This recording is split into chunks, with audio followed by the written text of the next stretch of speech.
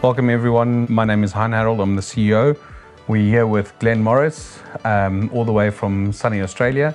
Just want to, Glen, maybe introduce yourself and just give us an idea of who you are. Cool. Thanks. It's been great coming to South Africa. You're in the same hemisphere as me, so it's still summer. That's wonderful. So yeah, I've lived in Australia since 1987. I'm actually a Kiwi by birth. I got into the renewables by accident, and as a result, I've been an installer. So I've installed systems for over 30 years. I've got into training, so I train installers, and I also represent the Smart Energy Council on Standards Australia. So I'm helping write the renewable energy standards. You've been with us for almost a week now. How has your time and experience in South Africa been? Well, I think my belly's got bigger. You've been a wonderful host. We've had some fantastic dinners together, and meeting your team, it's just like meeting your family. It's very impressive too, just going to your different branches and seeing the scale of operations here in South Africa is just really impressive. Yeah, it's really been a journey that South Africa's been on, and we've been part of that journey with the rapid growth and everything that has been happening.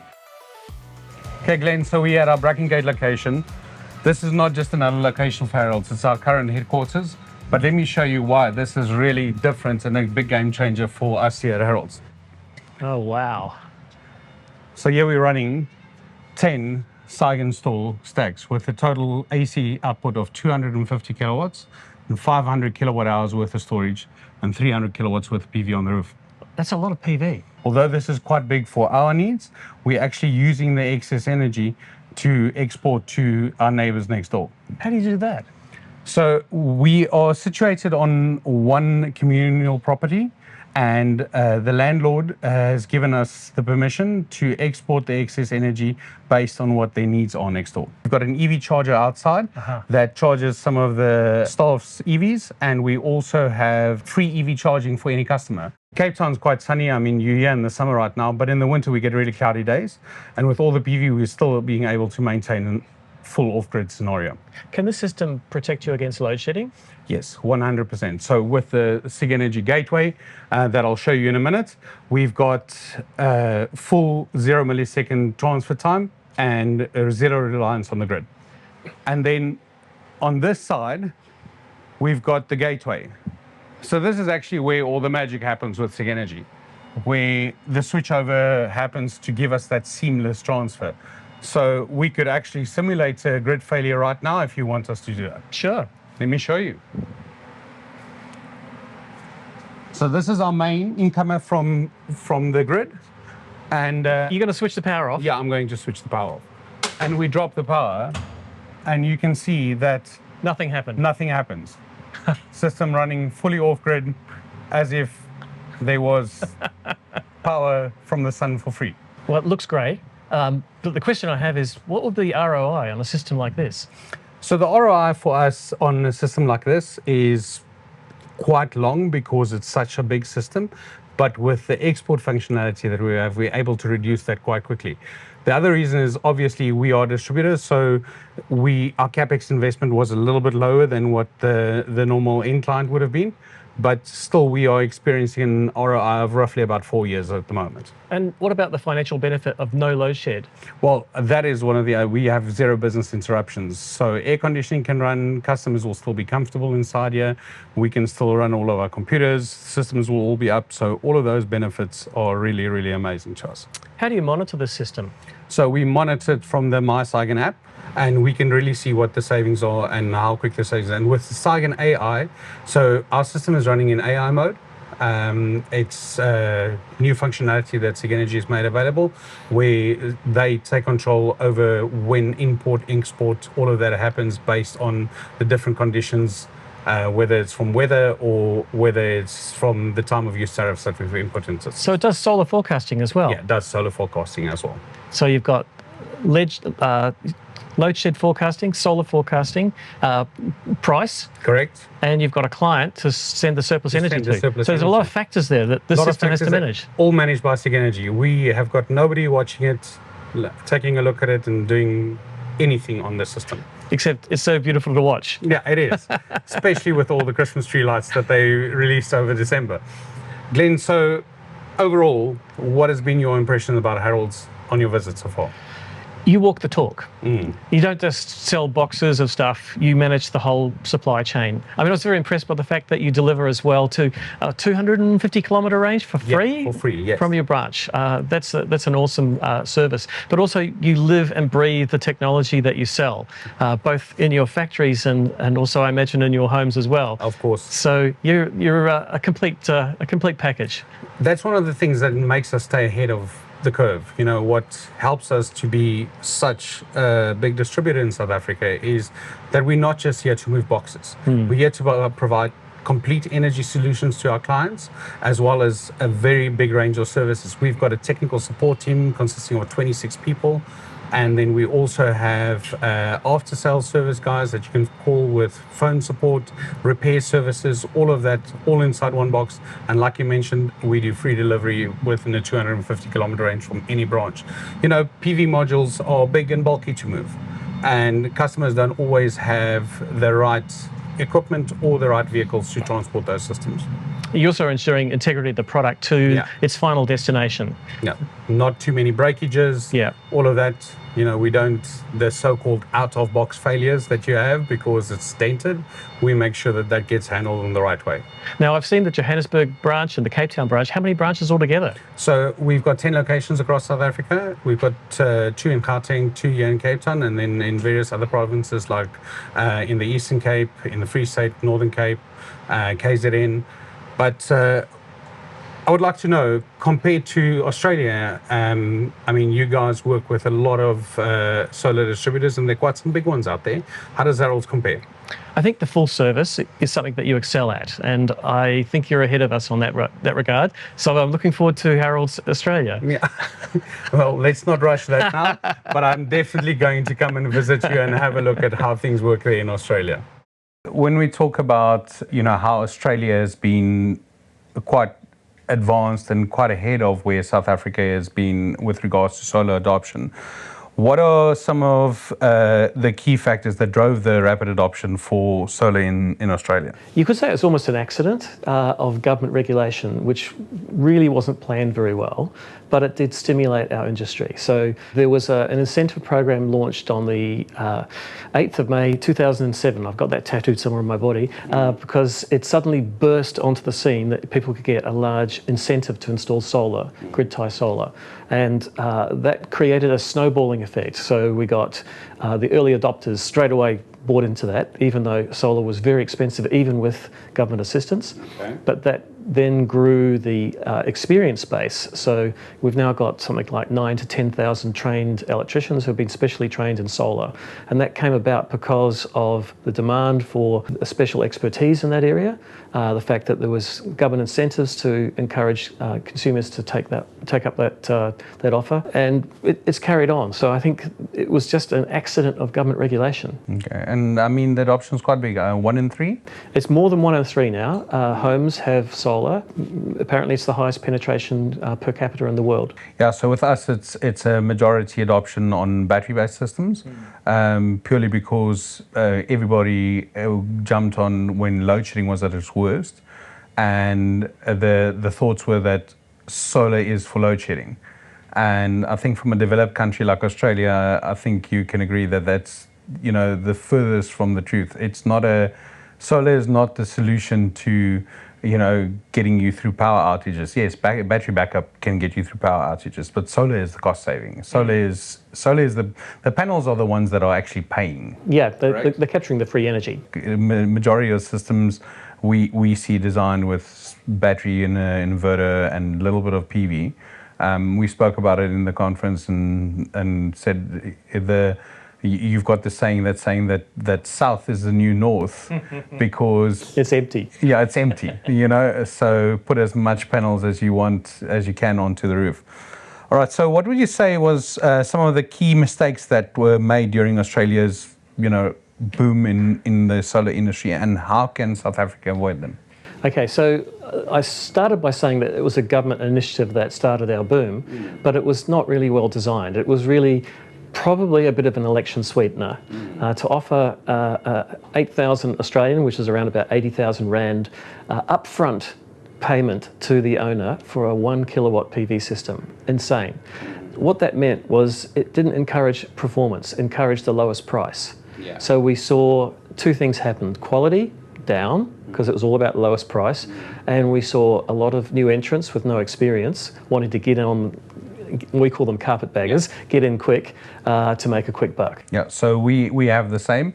We have a lot of guys that have absolutely no experience or has not been trained at all. Yesterday they were installing blinds, and the next day they were solar installers. That is when there's a drive of, in your side, it was lowest cost because of the incentive. With us, it was load shedding because it was sort of out of desperation. Where I feel we're moving to a more established market right now, and if we want to avoid the mistakes, we should rather be focusing on not system costs, but kilowatt hours. I think for the end user, it's also difficult because the only thing that they understand is currency. They understand money and how much it's going to cost them, but they don't really get the terms that we in the industry understand, like kilowatt hours and kilowatt peak and return on investment and all of that. So from that point, I would say for us to avoid them is, maybe education towards the end user. On if you are investing into a solar system, yes, it's important how much this is going to cost you, but first is how much generation will you get? And we've got amazing software and everything out there in this industry that's been designed to, so any installer should be able to give you a, let's say, close to 90% prediction on what the generation should be, rather than the cost of the system. So if we go to policy and regulation, how has regulation, policy, and government involvement shaped the industry in Australia? Or would you say it was shaped more from government side or more from industry side? Well, the initial incentive was based on creating renewable energy certificates, and it still is. And that's been really quite a successful model because it can be applied to large scale as well as small scale. So in Australia we have two schemes, what they call the small scale renewable energy scheme and the large scale generation scheme. And those two schemes set rules around how you have to create those certificates. And it's based on the amount of renewable generation in a certain solar zone. Well, those certificates then are required to be presented to generators, or generators need to purchase them to present a certain amount of renewable energy as part of their mix. And so for all the coal-fired generators, they have to buy renewable energy certificates to a certain percentage of the energy that they generate. So, and challenges, if we talk about challenges, what challenges does Australia still face today in expanding your solar uptake? You could say we're running out of roofs. But the challenge now is that rooftop solar is a bit of an uncontrolled beast. We have huge amounts of midday solar pumping into a national grid that doesn't often need it. And so the challenge is managing that uncontrolled generator.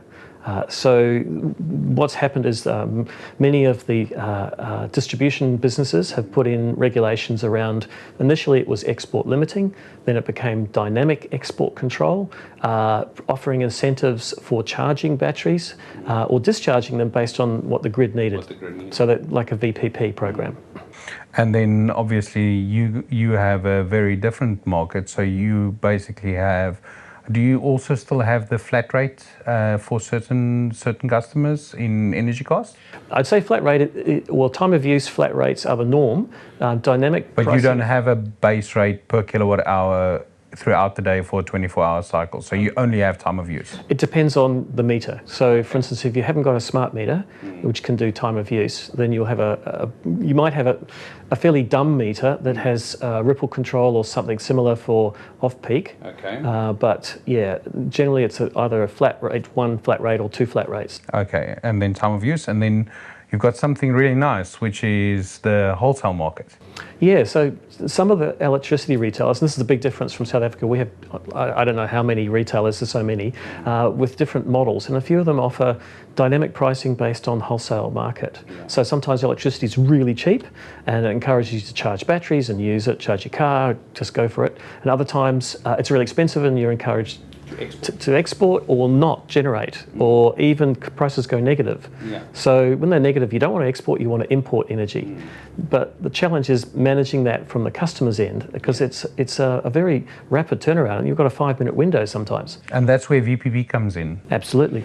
So having a product or an inverter that's VPP ready, once you get access to the wholesale market, you don't have to sit there in front of a computer watching the screen to determine what the rates are. The VPP system inside the inverter automatically adapts to that.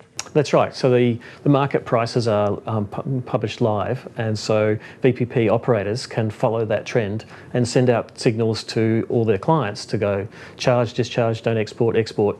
Okay. Yep. So talking a little bit about off-grid solar and energy independence, you lived off-grid for 34 years, correct? Yes. So what has inspired you to take that step? An accident. Most of my life's been an accident, a happy one though. Yeah. So I bought a house off a famous Australian band called Men at Work. You probably haven't heard of them in South Africa, but they're quite famous. And I hadn't realised, to tell you the truth, I hadn't realised there was no grid power to the site. It was a time when the property market was booming so much that if you didn't buy that day, you'd miss out. The next person would get it. So we bought this rural property with no grid power and only a diesel generator. Okay. And I soon realised that paying hundreds of dollars a week for diesel was not a good model. What are the biggest misconceptions about going off-grid? Because we hear a lot of people saying, oh, I want to go off-grid. Yeah. I want to never pay for electricity again. I want to cut the switch. I think there's a lot of misconception around that and the costs involved and what off-grid actually means. Because off-grid doesn't mean you can turn the switch off and then when you need it, turn it back on again. So it depends on two factors, like what they expect in terms of cost and what they expect in terms of lifestyle. And I've got one of my installer friends says he often says to a client when they say, I want to go off-grid, do you want to live like you're camping or live like you're currently living on-grid? Your choice, and it's based on the system design. Because living like you're camping, it's going to be a very small system, but your budget might be too small. Yeah. The other thing that people don't realise is that you're going to have to live by the sun. If solar is your main source of energy, so in wintertime, you've got to be more efficient. You've got to be smarter about how you use energy. And not turn on the heaters so much. And also you've got to think about reliability. So if you've got all your eggs in one basket, you've got everything that's electric in your home, absolutely everything. If it fails, you've got nothing. So having a diversity of energy sources, so things like storing water at height. So you've got pressurized water without electricity. Having a thermal option for heating if it's a cold climate that's not relying on electricity. So in our area, that's wood fire typically. A diversity of energy sources is a good model. And also understanding that things will need to be replaced. You might think, I've bought myself an off-grid system, I'm good to go, but things have a lifetime. And budgeting for, say, a replacement of a battery system, you should plan for that. You don't want to just wake up one day and have a huge cost expense. Exactly. What are the other things that you have to look at when it comes to an efficient off-grid solar system? I say number one is your installer, because you're probably going to have a lifetime relationship with them. It's not like you bought a product and goodbye and never see you again. There'll be a learning experience. Things will not work as you expected. You want some guidance and some training. And there'll be some possible failures or misprogrammings. So you'll have a bit of back and forth. I get customers 10 years later ring me up and say, oh, Glenn, it's time for an upgrade. So you've also got them as a future income stream.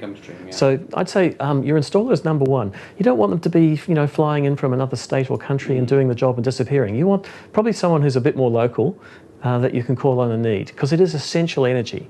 Your number one, let's say, selling products or products being installed in Australia are majority tier one, correct? Then we have the same thing, and one of the biggest key differences I actually saw between South Africa and Australia in a report that we recently acquired was that South Africa is a much poorer country than what Australia is, if you talk about the average household income.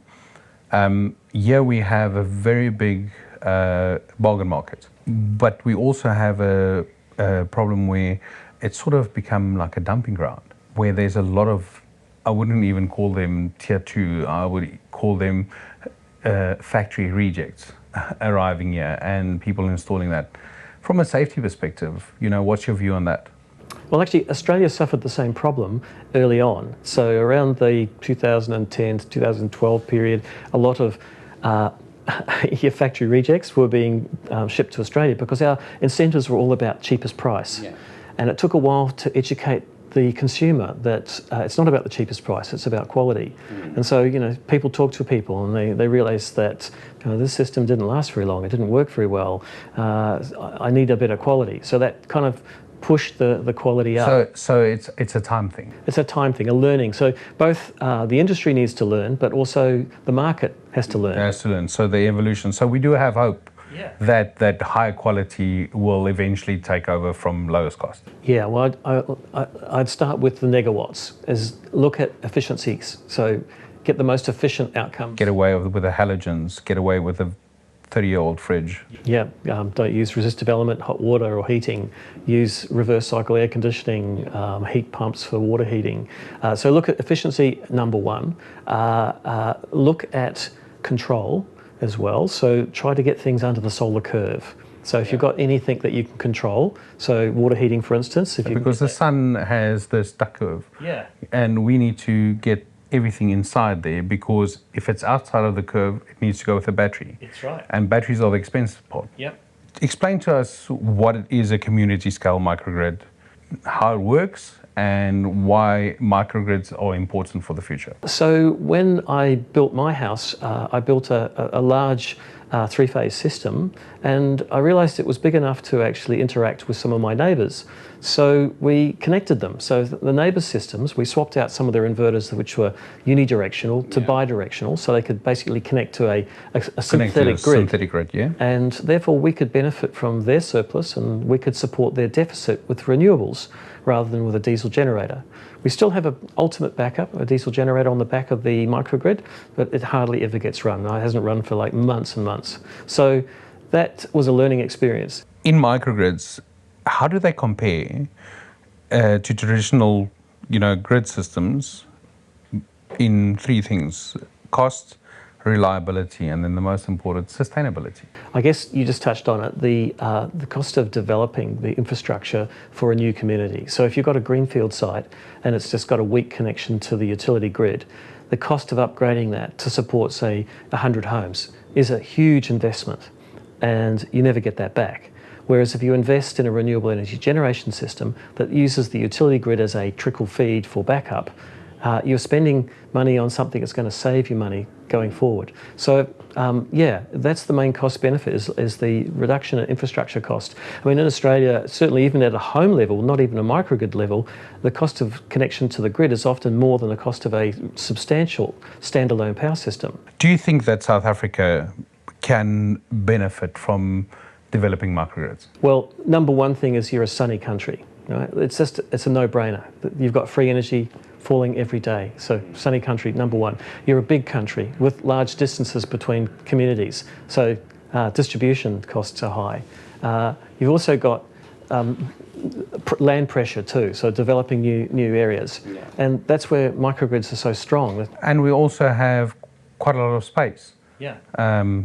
Free land where you can put these. Properties are normally, they have either roof space, or if you look at new development going up across the road here, although there's a power station connection right here, but if you were to have this at a different site where it's a long distance from the nearest connection, a microgrid might be the solution.